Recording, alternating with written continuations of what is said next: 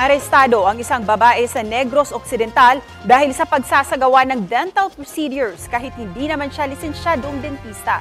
Sa isinagawang operasyon, nahuli sa akto ang sospek na nagsasagawa ng procedure sa Victoria City.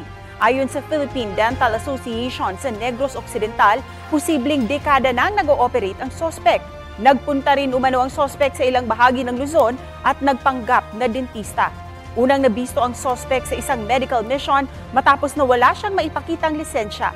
Napag-alaman din na nag-aalok ito ng libreng tuli kahit hindi lisensyadong doktor.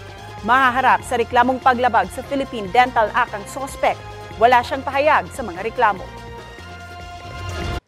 Kapuso, para sa mga maiinit na balita, mag-subscribe sa GMA Integrated News sa YouTube. Sa mga kapuso naman abroad, subaybayan nyo kami sa GMA Pinoy TV at sa www.gmanews.tv.